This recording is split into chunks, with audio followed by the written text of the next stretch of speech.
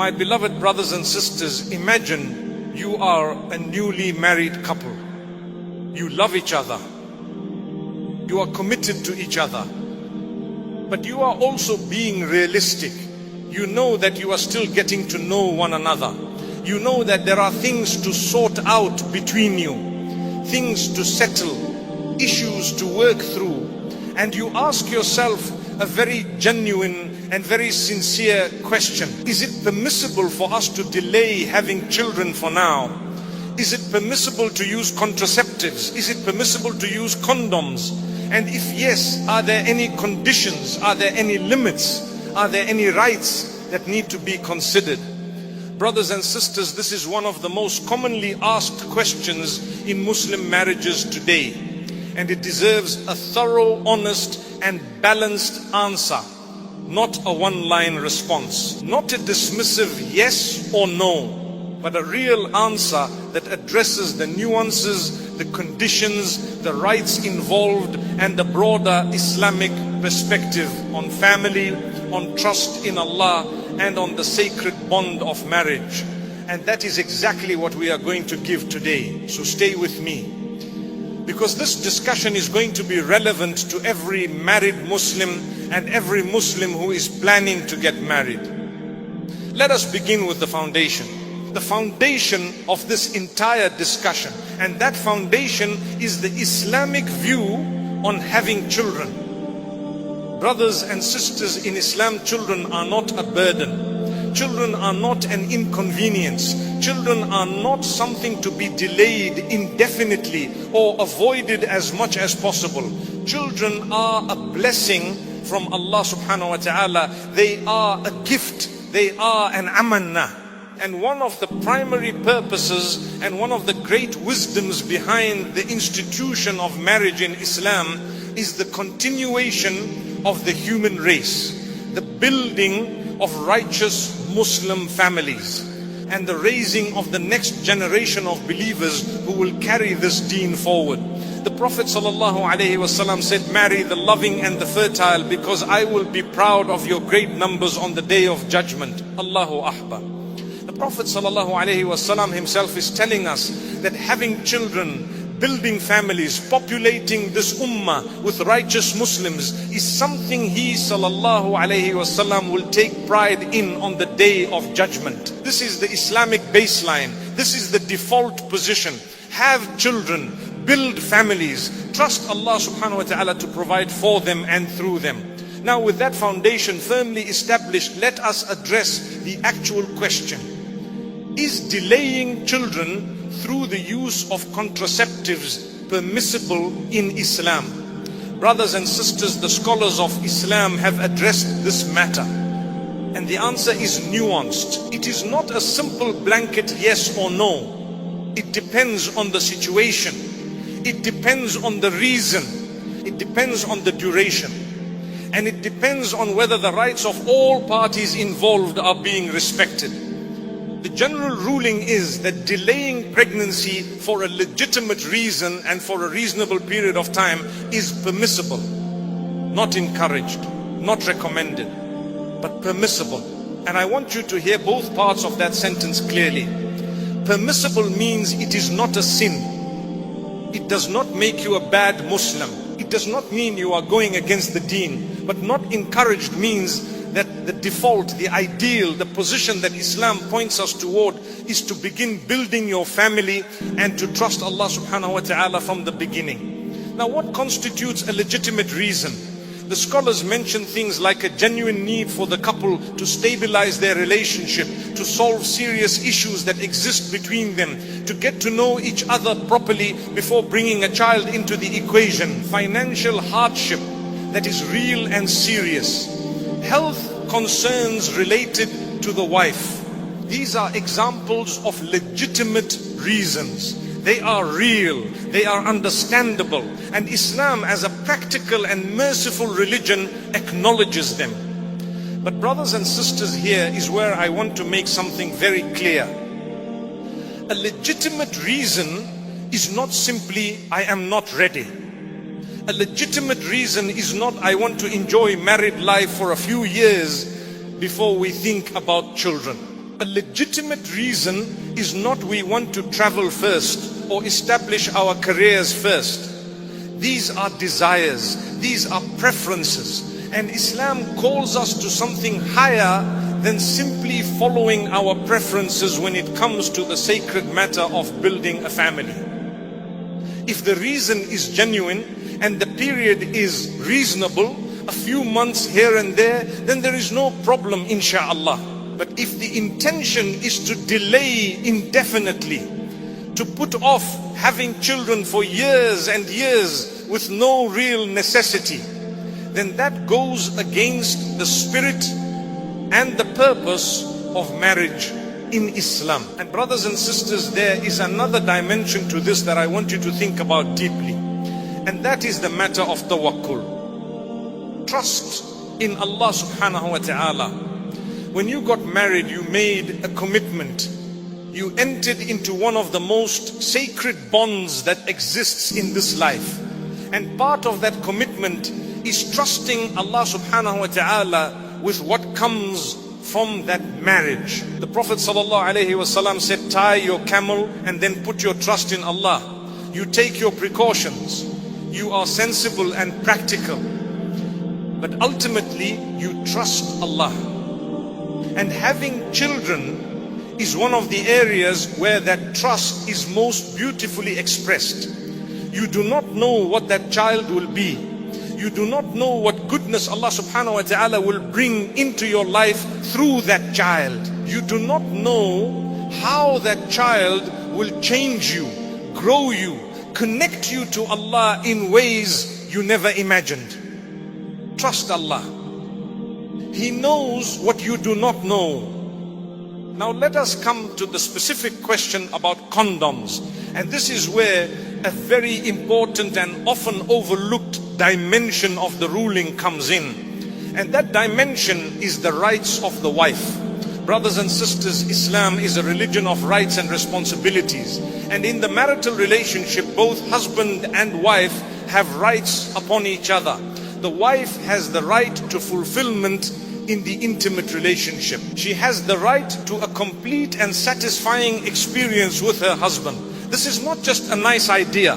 This is an established Islamic right. The scholars are clear on this.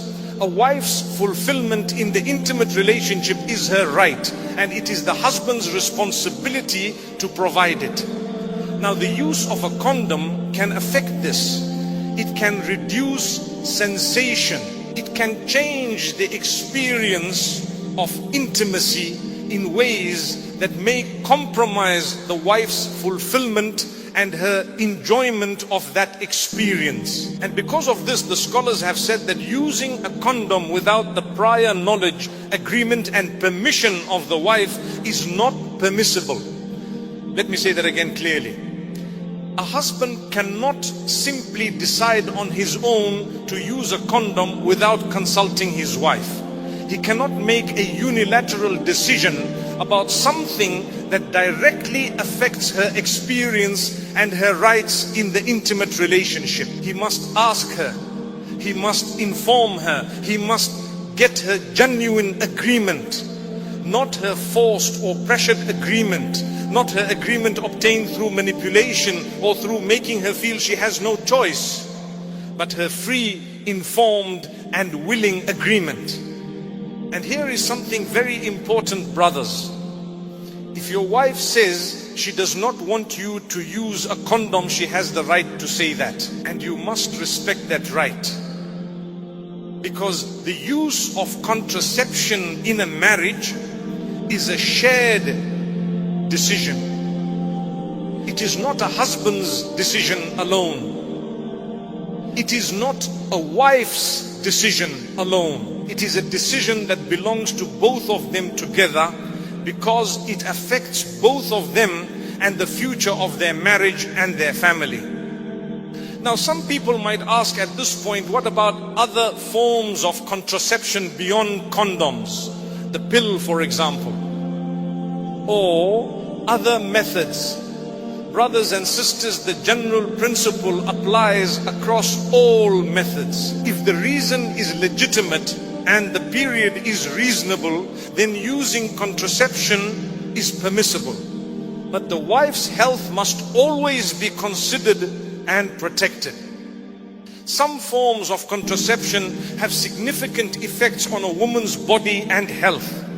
And a husband who cares about his wife will always prioritize her health and her well-being above mere convenience or preference. And permanent forms of contraception such as sterilization are a completely different matter.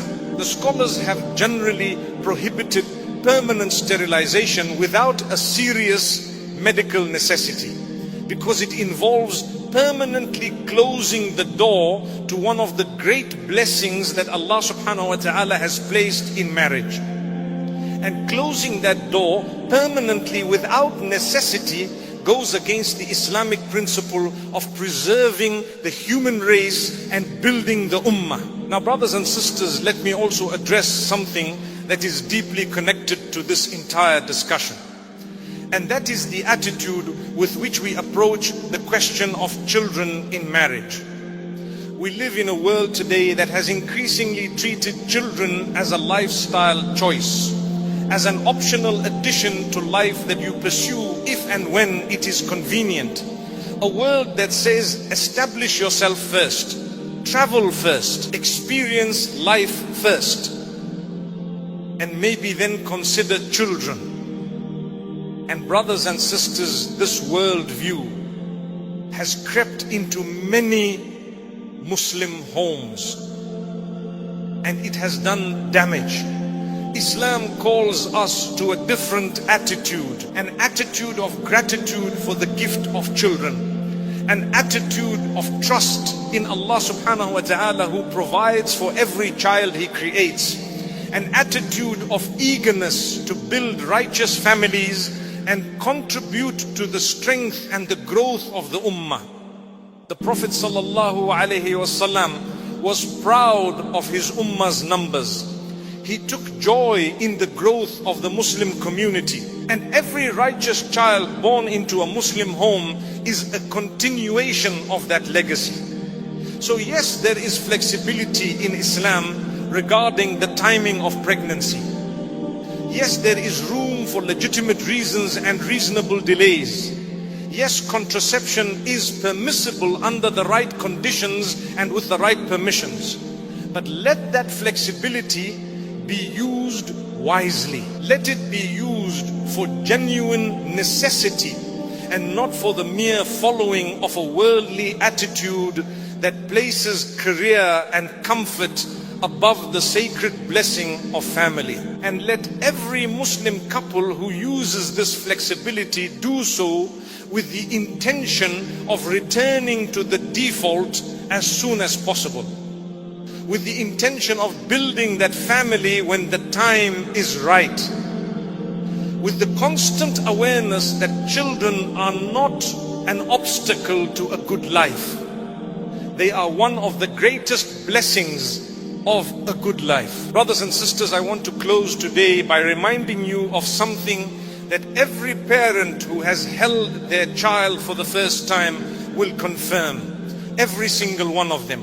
In that moment, all the concerns, all the worries, all the reasons you had for waiting, they become completely irrelevant. Because what you are holding in your arms in that moment is a miracle from Allah subhanahu wa ta'ala. A new soul, a new life, a new beginning.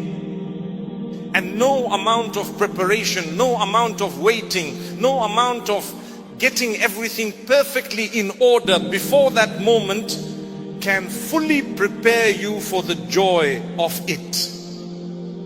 You trust Allah and He delivers beyond anything you imagine. So trust Allah subhanahu wa ta'ala. Communicate with your spouse. Respect each other's rights. Make your decisions together with knowledge and with sincerity. And know that whatever Allah subhanahu wa ta'ala decrees for your family is better than anything you could have planned for yourself. May Allah subhanahu wa ta'ala bless every Muslim marriage with righteous and beautiful children. May He make those children the coolness of our eyes and the pride of this ummah. May He grant every couple the wisdom to make the right decisions at the right times. And may He fill every Muslim home with the love, the mercy and the barakah that He promised to those who build their lives upon His guidance.